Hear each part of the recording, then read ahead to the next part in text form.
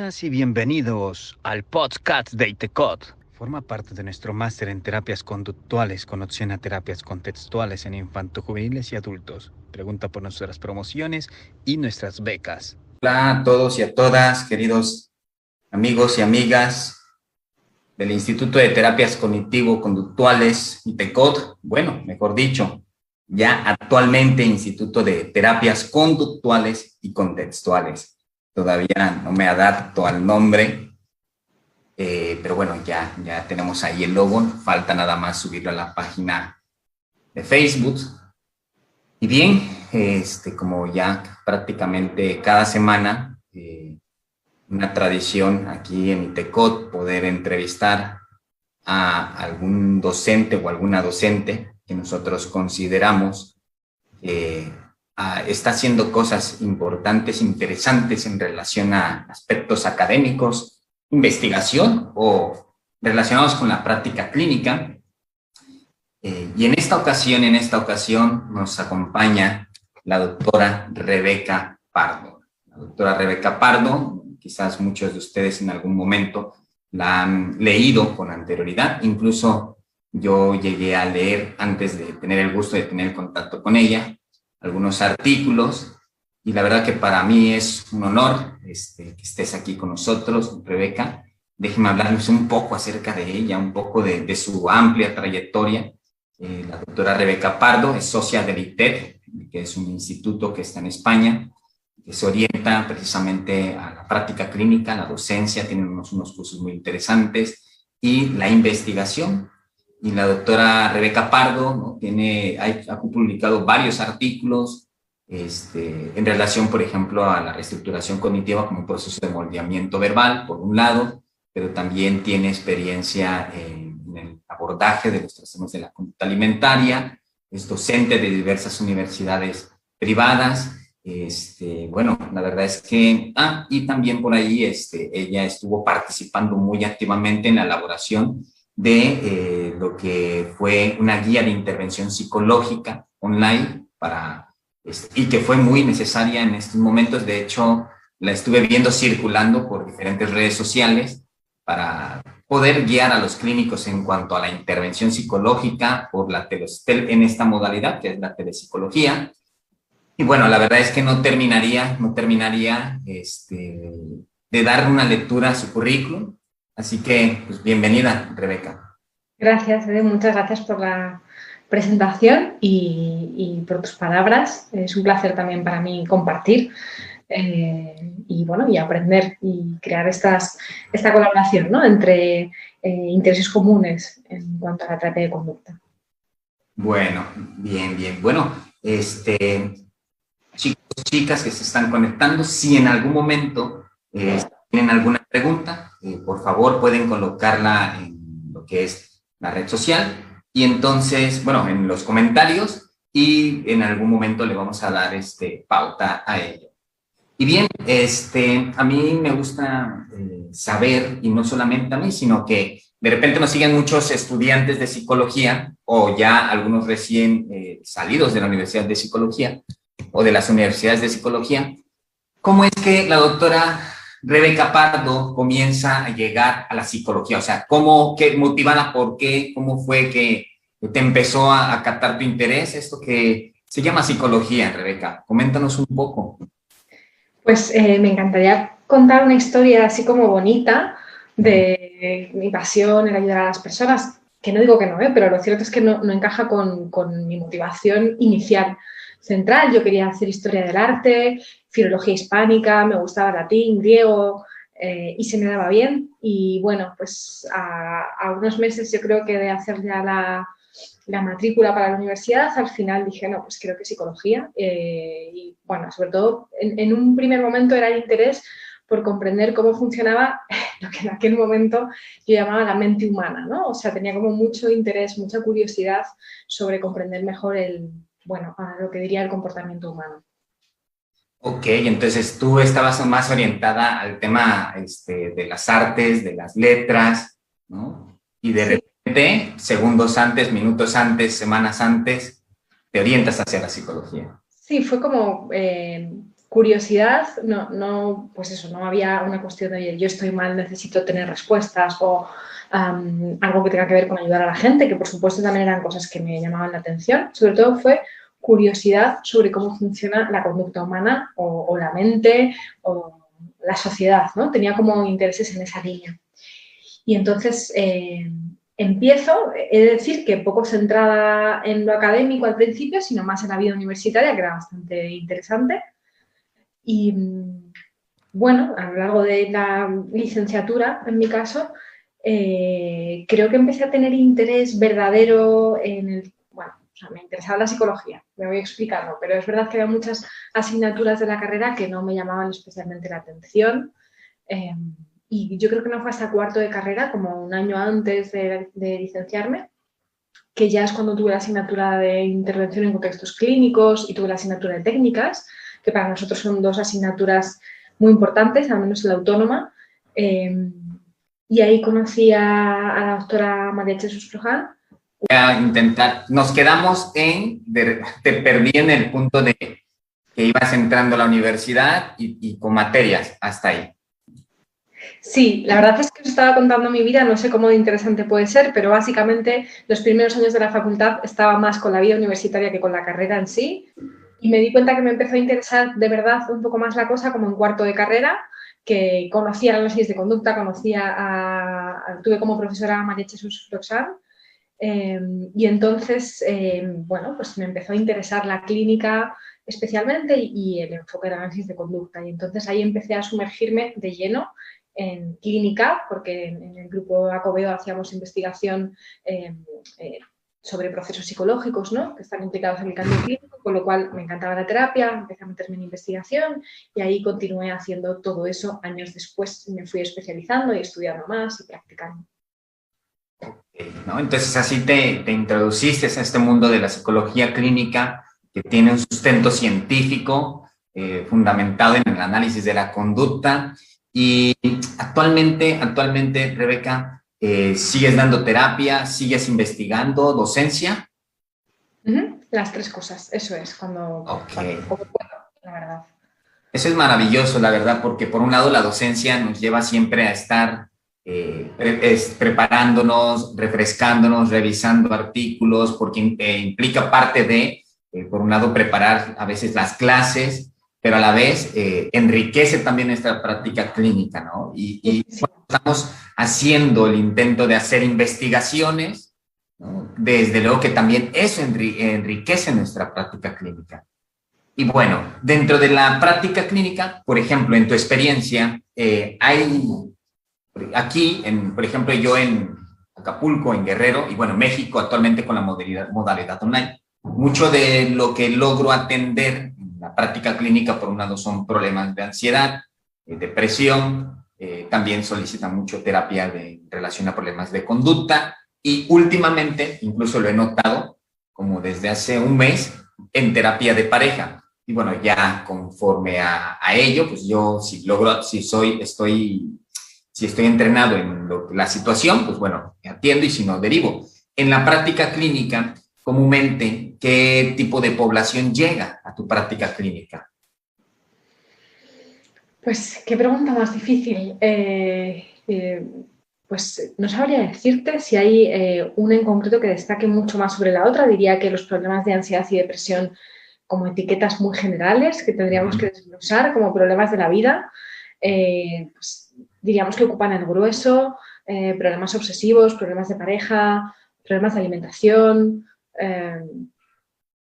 problemas que no son de libro, ¿no? Diría también para quienes todavía no están tan en la práctica, pues problemas que no encajan tan fácilmente en una cosa o en la otra, sino problemas de la vida, en el sentido de que obviamente puede afectar a nuestro estado de ánimo, o podemos pasar por periodos de ansiedad o tener esa respuesta a la ansiedad por muy diversas razones, ¿no? Ok, bueno, y justamente llegas a un punto ahí, ¿no? Problemas de la vida. Y, a ver, tratándose, que si bien es cierto, sabemos que el llamar depresión a algo no nos dice mucho, o sea, simplemente es una etiqueta diagnóstica. A veces el erróneamente, pero a veces también tiene una funcionalidad para procesos de comunicación, ¿no? La depresión.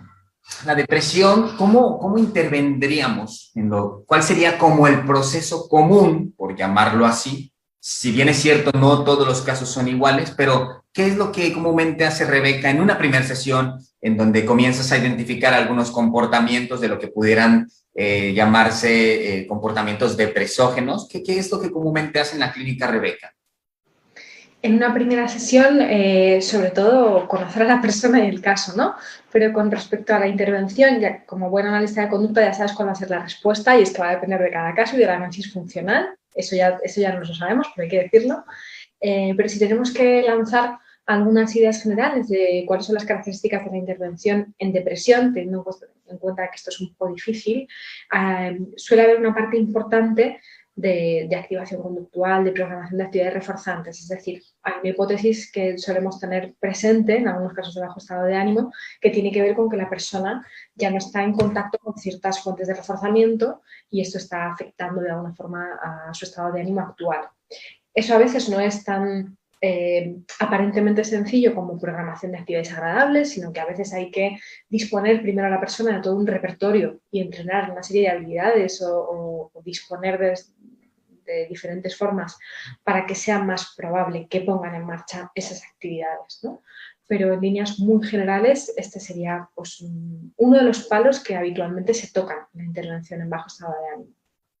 Ok, ¿no? Entonces partimos del análisis funcional y dentro de, bueno, encontramos las variables que mantienen, que controlan los comportamientos de lo que comúnmente, generalmente se llama comportamientos depresógenos, por llamarlo así, pero ahora, partiendo de ello, ya que tenemos identificadas las variables, buscamos empezar a activar a la persona a que comience a tener contacto con fuentes de reforzamiento positivo para este organismo, ¿no? Y como lo mencionas, ¿no?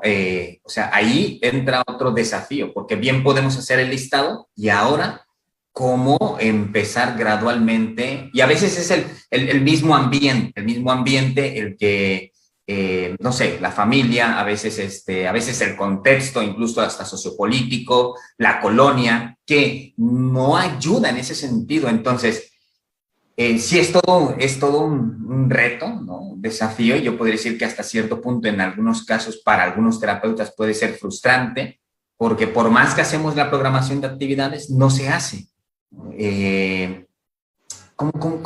¿Qué te ha funcionado ahí desde tu experiencia? Para que finalmente hagan.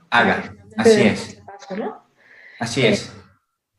Claro, volviendo a que claro, las razones por las que una persona finalmente no da ese paso, no lleva a cabo esa acción, pueden ser diversas, ¿no? No solo nos suele pasar que finalmente no hagan esas actividades, sino que cuando las hacen al principio o en ciertos momentos no funciona, ¿no? Esta puede ser otra de las dificultades habituales, que aún así el estado de ánimo no avanza. Pues en todos esos casos hay que ir un poquito más atrás y evaluar bien qué está pasando. Pero primero evaluar esos miedos, dificultades para ver por qué no se quieren poner en marcha esas actividades agradables, ¿no? Cuáles son los miedos, resistencias para llevar esto a cabo, ¿no? Y en base a un buen análisis de esto, pues motivar a la persona para ello. A veces no es una cuestión de motivar, sino como decía antes, no tenemos los repertorios comportamentales adecuados para poner en marcha ciertas habilidades, ¿no? Imaginemos que estamos aumentando el apoyo social o que estamos hablando de aumentar cierto contacto social o actividades sociales. Pues a lo mejor hay antes que trabajar ciertas dificultades en este ámbito para poder poner en marcha esas actividades agradables. O podemos estar hablando de rumia o de ciertas verbalizaciones con un contenido que dificulta incluso poner en marcha ciertas actividades, ¿no? Y ahí tenemos también como un debate en la disciplina sobre si activación conductual, si nos metemos en pensamiento, si no, en fin. Yo ya cuento mi postura abiertamente, sin ningún problema, y podemos discutir con evidencia en la mano. Bueno, es cierto que se plantea que activándonos y poniendo en marcha conductas antidepresivas, ¿no? Estando en contacto con estas fuentes de reforzamiento, esas verbalizaciones, ese contenido de los pensamientos va a ir cambiando y esa frecuencia e intensidad de los pensamientos desadaptativos va a ir cambiando, pero también se puede hacer de las dos formas a la vez. Quiero decir, también si modificamos la funcionalidad de ciertas verbalizaciones, eso puede hacer más probable que la persona emita ciertos comportamientos y esté en contacto con esas fuentes de reforzamiento. No sé si me explica. Sí, sí, sí. Y justamente, eres muy concreta en el sentido, a ver, si no están realizándose las ATs, o sea, esto nos lleva de nuevo a volver a evaluar, ¿no? O sea, qué factores están influyendo para que la persona no haga las actividades. Y dentro de estos factores pudiéramos encontrar, por un lado, ciertas verbalizaciones que la persona se hace acerca de sí mismo, ¿no? Como no tiene caso, esto no va a funcionar, o bien puede ser en ocasiones el contexto, el ambiente. O sea, tendremos nuevamente, digamos, al análisis funcional, encontrar las variables, como de igual forma, ¿no? Podremos encontrar aspectos sociales que la persona dice, bueno, a ver, yo y tú hemos acordado aquí ir a tomar, ¿no?, un café o llamarle a un amigo como un primer paso para que en algún momento tomara un café, pero la persona no lo hizo. Bueno, de ese evento, de ese episodio concreto, hacer un análisis funcional. Y llegas a un punto importante, ¿no? Verbalizaciones que las personas se hacen en relación a ciertas cosas. Y veía, ¿no?, que tienes investigación en relación a procesos, ahora sí, la reestructuración cognitiva vista desde un proceso, desde el análisis de la conducta, desde moldeamiento verbal, por llamarlo así. ¿Qué nos podrías compartir en relación a ello? ¿Cómo a un caso específico, concreto, hipotético, para una persona que no está haciendo actividades o que presenta comportamientos depresógenos? ¿Qué hacer con las verbalizaciones? Pues si, como decías, hacer una evaluación funcional de cada uno de estos eventos es importante, en el caso de las verbalizaciones en depresión es aún más relevante, porque puede que a veces ciertas técnicas en ciertos casos, más que ayudarnos a resolver, entorpezcan, ¿no? Con lo cual es fundamental ver qué papel tienen concretamente, cuál es la funcionalidad de esas verbalizaciones. Si forma parte de ese proceso de rumia que llamamos, que también es un término que no termina de ser técnico, sí, y es importante que no le acabamos atribuyendo como la causa de los problemas, sino que más bien operativicemos a qué nos referimos con rumia, es decir, que veamos cuál es la funcionalidad de esto que decimos que es rumia. Pero entonces ahí nos podemos referir a cuando esas verbalizaciones forman más bien, están como reforzando, forman parte de la evitación de esa experimentación de contingencias que hipotetizamos mantiene el problema, ¿no? Forma parte como de una respuesta de evitación, diríamos, ¿no? Esa rumia. Quizá ahí no tiene sentido entrar a hacer ese moldeamiento verbal, quizá tiene sentido poner en marcha algo que nos haga hacer más probable estrategias alternativas, ¿no?, que compitan, digamos, con la rumia y que me hagan exponerme a estar en contacto con esas contingencias. Pero hay otros momentos, quizá cuando esas verbalizaciones tienen más bien una funcionalidad de regla o de estímulo discriminativo, que a lo mejor, además de estímulo condicionado, agresivo, a lo mejor ahí tiene más sentido, depende del caso, entrar al contenido y a modificar esa posible función, ¿no? Para que, bueno, pues si en vez de verbalizar, no sé, no hay nada en mí que le guste a la gente, ¿no? Una persona que no quiere salir o que no quiere contactar con otras personas porque plantea que no hay nada bueno en esa persona que pueda atraer a los demás, no van a atenderme, no va a tener éxito, no va a tener sentido que haga esto porque no valgo, porque no soy una persona que aporte nada. A lo mejor entrar ahí hace que esas verbalizaciones cambien y, por tanto, empiecen a discriminar otro tipo de respuestas, ¿no? No sé si te respondo. Tendríamos que ver qué funcionalidad tiene esta verbalización, ¿no? Sí, bien, porque si no, igual estamos contribuyendo a lo contrario, ¿no? Sí, claro, puede tener una funcionalidad, como lo comentabas, de evitación, sería como un tipo de evitación encubierta. Eso es, como una operante quizá, como una respuesta operante, y entonces ahí a lo mejor hacer que siga, ¿no?, con esos pensamientos, aunque sea una estrategia para verbalizar otro contenido, quizá eso no ayuda, ¿no? Lo cual sí que es importante ver cuándo sirve o cuándo no sirve. Como cualquier estrategia prácticamente, o sea, la propia activación conductual puede ser una evitación de otras cosas, ¿no? Imaginemos que la persona es incapaz de exponerse a su propio malestar y que está constantemente huyendo de estar mal en cualquier momento y que no tolera lo más mínimo. Estar constantemente poniendo en marcha estrategias de activación conductual puede ser una forma de evitar o de distracción, ¿no? Y, en fin, cada técnica, como siempre, hay que evaluar el papel que tiene en cada caso. Claro, claro, y por eso la importancia aun cuando existan libros que nos digan técnicas y técnicas, ¿no?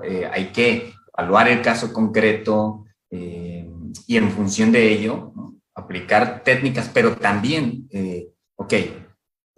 supuestamente de acuerdo a este libro yo intento aplicar esta técnica porque voy a obtener este resultado, pero no, muchas veces no es así, porque las contingencias es algo que a veces en ocasiones no se toma en cuenta, dentro de los libros, ¿no? Entonces hay que estar observando qué efecto incluso tiene lo que estamos haciendo, diciendo en el momento a momento dentro de la práctica clínica.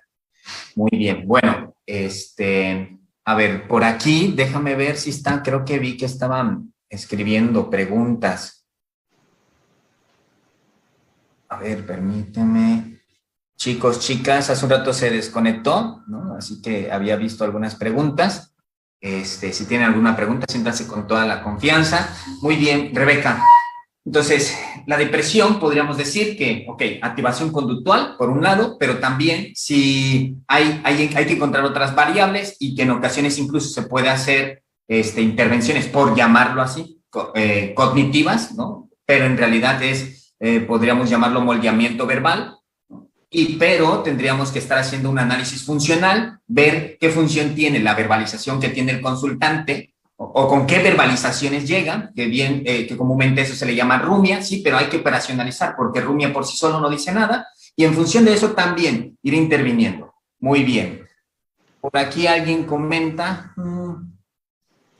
Bien, lo que pasa es que hay una persona que está pidiendo tus datos parece ser que quiere un proceso de terapia. Bueno, ya en algún momento les vamos a compartir ahí también los datos de Rebeca. Aparte de depresión, Rebeca, veíamos que, dentro del currículum, ¿no? Estás haciendo investigación, trabajo sobre dolor crónico. La verdad es que es un tema muy interesante. Y con este tema de la pandemia, por ejemplo, ¿no?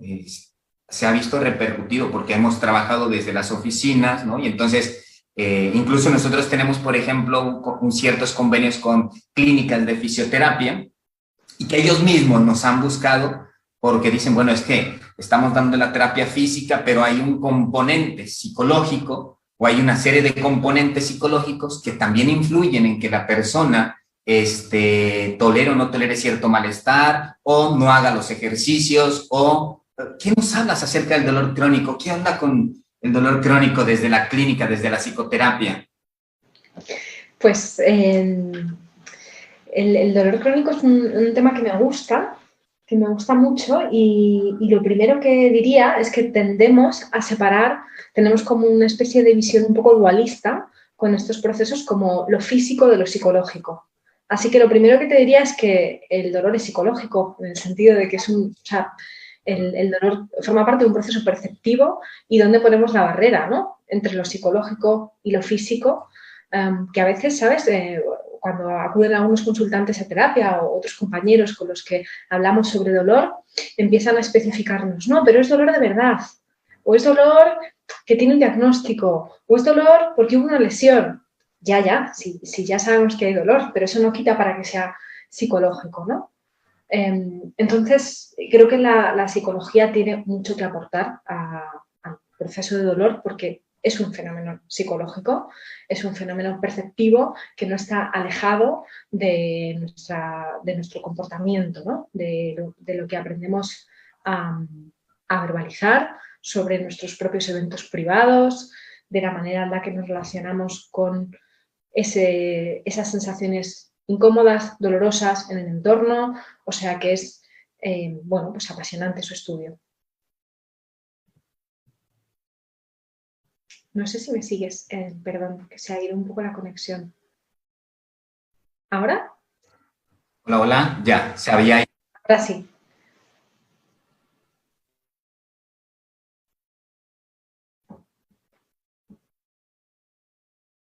Mm, Ya regresó. Sí, Creo ya que es que él es efectivamente. un tipo de evento privado. Hola, Perdón, te perdí hola. un poco. ¿Ahora?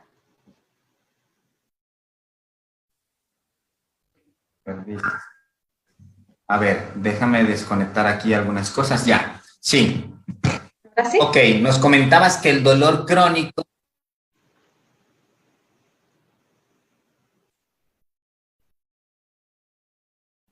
Ups, creo que te perdimos otra vez. Sí, ya.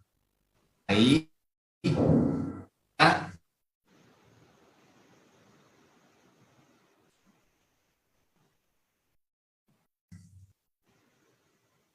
hola. ¿Ahora? ¿Te oigo? Ahora creo que sí. Hola, Rebeca. Ya, Sí, ¿me oyes? ¿Me ya. ves? Sí, nos comentabas que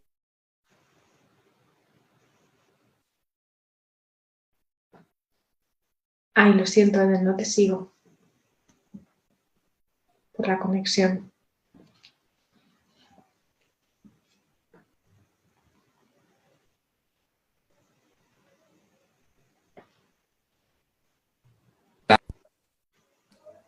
A ver, ¿ahora? ahí me escuchas. Creo que sí. Viendo. Estamos sufriendo por acá. Parece ser que a varias computadoras se les cayó. Vaya, bueno, Sí. El ahora, dolor es psicológico, Rebeca, por ahí nos quedamos. claro, ¿cómo no va a serlo, no? Es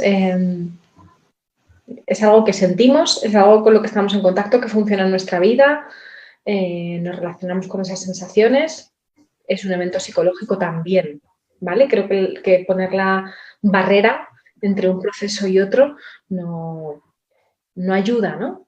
¿no? No ayuda a poner aquí la barrera de lo físico y de lo psicológico. Obviamente va a ser un evento nuevo en la vida de las personas que va a producir ciertos cambios y aparecen nuevos desafíos, retos para la persona, desafíos por ponerle un nombre casi bonito, ¿no? En la vida de la persona y esto va a suponer un impacto importante, normalmente, sobre todo cuando el dolor es crónico, ¿no? Que ya se queda durante un tiempo. Sí, y entonces, por lo que entiendo, me corriges, es que el dolor muchas veces va a estar ahí, pero hay que aprender a relacionarnos de una forma diferente con él. Uh -huh. En- Exacto. El dolor supone como muchas otras cosas que nos puedan pasar en la vida, pero supone muchas veces un cambio, supone pérdidas. ¿Sí? Por okay. tanto, igual que hipotetizábamos en estado de ánimo, en depresión, y decíamos, oye, igual hay una pérdida de reforzadores, a lo mejor cuando tenemos dolor crónico también hay una pérdida de reforzadores porque ya no puedo no puedo quizá moverme como antes, no puedo trabajar al ritmo de antes o ni siquiera puedo trabajar en lo de antes, igual no puedo socializar como socializaba antes, en fin, depende cómo sea el dolor y cómo nos afecte, pero puede haber una pérdida de reforzadores importante, ¿no? Y no solo eso. Además de esa pérdida de reforzadores, hay algo que es aversivo, que es molesto de forma constante, que también me transforma de alguna manera, me puede hacer estar más irritable, Okay. puede cambiar mucho mi forma de estar en relación a otras personas y a otras cosas, ¿no? Y bueno, esto supone cierta crisis también por la incertidumbre, ¿no? Hasta que uno maneja en lo que puede el dolor, no sabe cuándo va a venir, a veces no sabe cuánto va a durar, a veces no sabe por qué se produce y esto también genera ciertos estados de ansiedad, de malestar, intentando, pues eso, ¿no? Controlar el dolor, predecirlo. Desde luego que la persona sepa lo que le pasa, que pueda predecir en gran medida, ¿no? Qué cosas afectan a que ese dolor aparezca, pues es extremadamente importante. Lo que pasa es que a veces pues, no puede predecirlo siempre ni manejarlo, ¿no? Y tendrá que aprender a vivir a pesar del dolor, ¿no? Sí, claro, ¿no?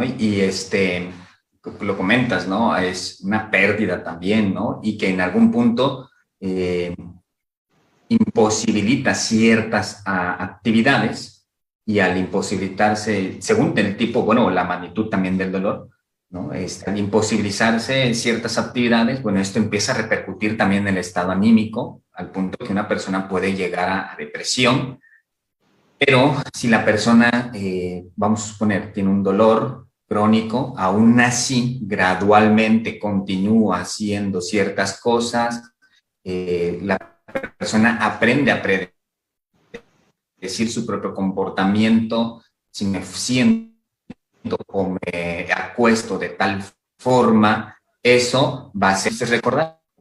Hace como 3 meses le decía que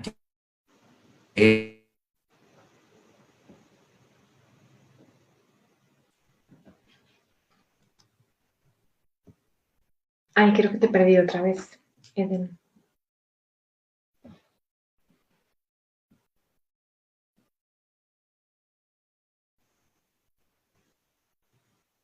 hola, hola, hola, hola, hola. Ahora sí, te oigo. ¿Ya? ¿Ya me escuchas? Parece que sí. Me Ya, quedé... no sé dónde me quedé. En no te algo preocupes, has dicho, ¿no? hace 3 meses pasó no sé qué. Ajá, sí, hace 3 meses le decía yo a unas fisioterapeutas acerca de qué tan importante sería que ellas, en lugar de solamente enfocarse en la rehabilitación, también aprendan a hacer preguntas que nos permitan identificar, ¿no? Variables que pueden estar, por un lado, manteniendo. ¿No? O sea, desde, ok, a partir de cuándo lo empezó a sentir. Cuando usted siente ese dolor, ¿qué hace comúnmente?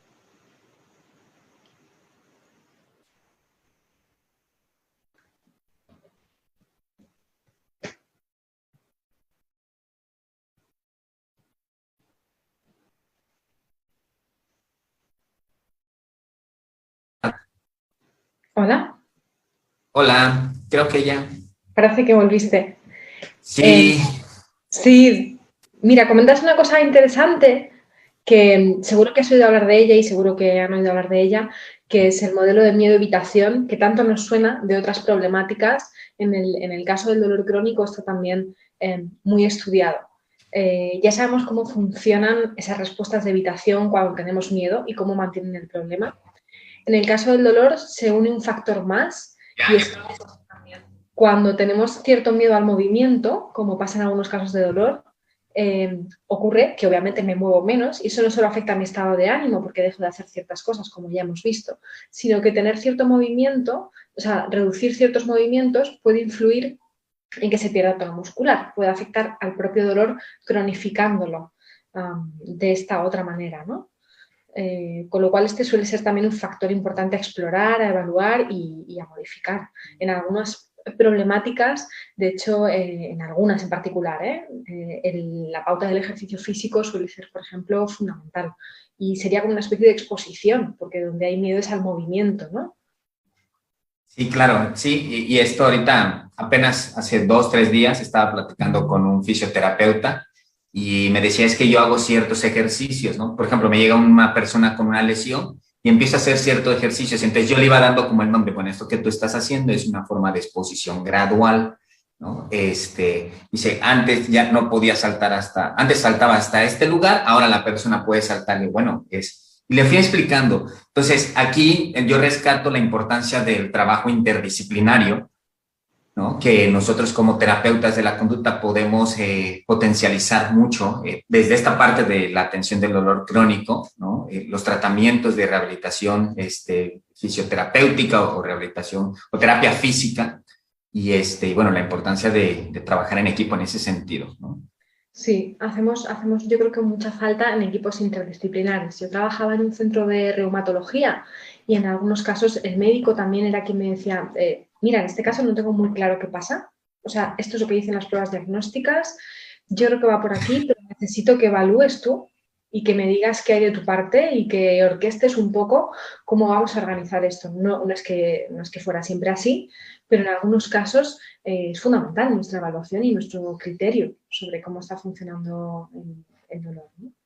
Sí, y justamente fíjate, muchas veces llegan con el traumatólogo, un decir, y efectivamente llegan las placas, no ven nada, entonces yo pensaba justo antes de entrar a la entrevista, sí, pero muchas veces algún tipo de dolor crónico puede ser postural, ¿no? Derivado de la postura, y entonces ahí es donde entra, en ocasiones, por ejemplo, un analista de la conducta va y observa y te está observando en la oficina, te está observando cómo interactúas, incluso hasta cómo tomas el celular, ¿no? Porque también esa es una variable, ¿no? Del estar tanto tiempo en el celular que influye en ciertos dolores, ¿no? El mismo home office, ¿no? Entonces, si existen analistas de la conducta que puedan ver cosas que no pueden ver muchas veces los médicos o las médicas, o los analistas de la conducta, capacitar a médicos, médicas, fisioterapeutas, claro que entonces viene un trabajo interdisciplinar, o muchas veces el psicólogo puede decir con el especialista, bueno, lo que pasa es que, ok, en los estudios no llega a esto, pero mira, encontré estas variables, ¿no? No se da cuenta, no se percata que se sienta de esta forma, la persona no se da cuenta que se pone esa postura de esta forma. Y bueno, es un campo maravilloso, la verdad, en el cual estoy participando en algo muy relacionado con lo que estás comentando. Qué interesante y qué importante que tengan también otros profesionales nuestra visión desde muchos aspectos, porque sabes que en algunas problemáticas de dolor, como fibromialgia y otras reumatológicas, a veces el tiempo que se tarda en diagnosticar, la media de diagnóstico en algunos problemas de dolor es muy amplio. O sea, no hablamos ni de 1 ni de 2 años, sino mucho más, ¿no? Y es tiempo que la persona está sin un nombre, sin saber lo que le pasa y sintiéndose, pues con este ambiente un poco invalidante por parte de ciertos profesionales de, bueno, aquí no aparece nada y o sea, bueno, no encuentro respuestas, ¿no? Y esto puede hacer que también la persona sienta que su dolor no es real, que su dolor no es suficiente, que yo creo que esto también en ese proceso de diagnóstico y de encauzar un tratamiento es bastante traumático, por decirlo de alguna forma, para la persona, ¿no? No, bueno, la verdad es que es un tema que al igual que tú, me encanta, ¿no? Y es muy necesario en estos tiempos. En estos tiempos, híjole, derivado de los home office, ¿no? Pues hay muchas situaciones ahí, ¿no? Te digo, aquí hay algunas clínicas de fisioterapia y entonces están abarrotadas, pero también están preocupadas cómo hacer más eficientes sus tratamientos y bueno, y hay otros procesos que vienen ahí. Ok, mira, voy a pasar, aquí hay unas preguntas, Rebeca. Dice, ¿qué recomiendan a los profesionales que se inician en el campo conductual? Esa es una pregunta. ¿Y algún libro que recomiende sobre análisis funcional? Vale, voy a empezar por la segunda, que es un poco más fácil. Pues mira, te juro que no estaba preparado, pero es que tengo a mano muchos libros. Entonces, pues ya de paso te los muestro tal cual, los muestro, ¿vale? Vale. Bueno, pues de María Jesús Frojan y el equipo Acobeo, sobre análisis funcional de la conducta, que es reciente, que está actualizado, que vienen un montón de casos y repaso de principios de análisis de conducta y traducción de ciertos términos que empleamos como explicativos de cosas que no lo son y que están muy bien operativizados.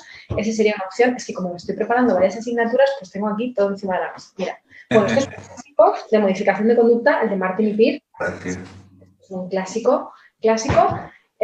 Otro que también va de esta línea sobre modificación de conducta, tengo por aquí, es no voy a pronunciar muy bien el nombre, siempre digo una cosa muy rara como Miltenberger, pero no tengo ni idea cómo se dice, si es alemán, si es inglés o cómo es. Okay. Bueno, son algunos básicos de modificación de conducta. Básicos. De depresión me gusta el de activación conductual. Ok. Con matices, pero en general me parece muy adecuado por hablar de depresión, que es de lo que hemos hablado un poco antes, y de la asignatura en el máster también. Estos son algunos, no tengo aquí todos, pero sí, serían algunos de los básicos en cuanto a la práctica clínica y análisis funcional. Pero, en fin, las recomendaciones son mucho más amplias. Por ejemplo, no me iría sin leer La invención de los trastornos mentales de Marino Pérez o Contingencia y drama de Marino Pérez. Hay un capítulo sobre emociones que es demasiado, o sea, todo el libro, pero ese capítulo de emociones es una delicia. Y con respecto a la otra pregunta, ¿qué recomendaría para psicólogos, psicólogas que están empezando a formarse? Entiendo que esta es la pregunta, ¿no? Sí, que quieren empezar a formarse en modelos conductuales. Vale. Bueno, pues quería es lo siguiente. Primero vamos a coger unas buenas bases y luego ya todo lo demás irá viniendo. Okay. Lo que me suele parecer más peligroso y trato de trasladar en las clases, yo doy bastantes clases a MPGs, aquí en España tenemos ese máster habilitante, no sé si en México, Eden, también, es un máster en Psicología General Sanitaria y tienen que pasarlo todas las personas que quieran dedicarse a la clínica. ¿Vale? Así que, bueno, me dedico a hacer esto todo el rato.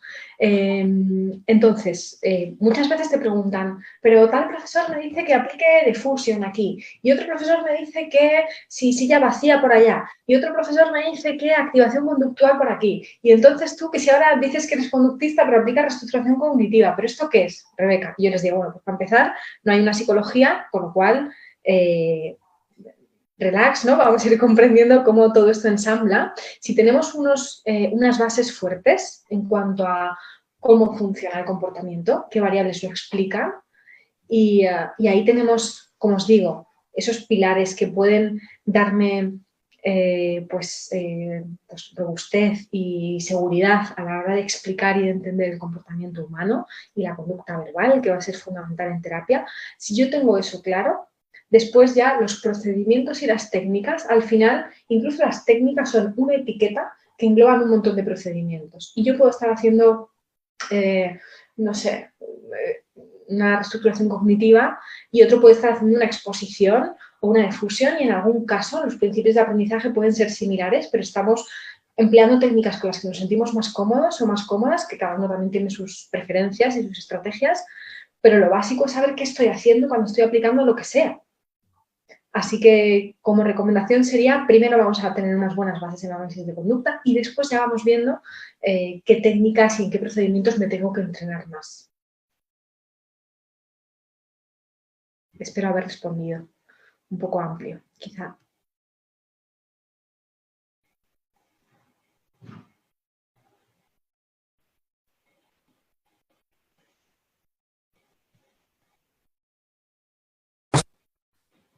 ¿Ahora? Ya.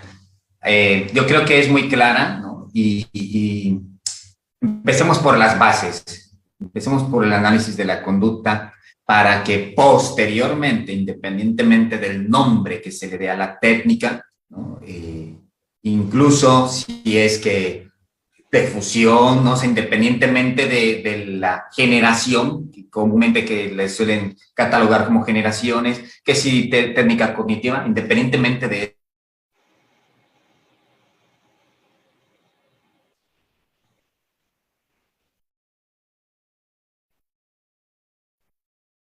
eso, saber por qué estamos haciendo lo que estamos haciendo, ¿no? Y justamente, independientemente de la técnica, porque cada técnica, como lo comentas, hay una serie de procesos, ¿no? Justamente partiendo de eso, esa es la esencia, el corazón del máster en el cual tú vas a estar participando. Empezamos con análisis de la conducta, ahí regresamos. Empezamos con análisis de la conducta, todo el primer cuatrimestre es sobre análisis de la conducta, va a estar el doctor Santiago Benjameu hablándonos de análisis de la conducta, también Eduardo Polín va a estar hablándonos de análisis de la conducta y también van a estar dando tutorías el doctor Vicente Pérez y el doctor Andrés García. Todo ese primer cuatrimestre para tratar de comprender los principios que rigen el comportamiento, para en función de ello, ok, vámonos ahora a intervenir con adultos, con adolescentes y con niños, pero ya teniendo una comprensión de los principios de aprendizaje, teniendo una base teórica sólida en la cual al psicólogo o a la psicóloga le permita sentirse seguro, saber qué está haciendo, por qué lo está haciendo y por lo tanto incluso hasta predecir ciertos comportamientos que bien se pueden dar en el contexto clínico como fuera de, y entonces influir posible en ciertas variables. Esa es como la estructura, ¿no? También ahí aprovecho, la invitación ahí está al máster de terapias conductuales que tenemos aquí en ITECOT.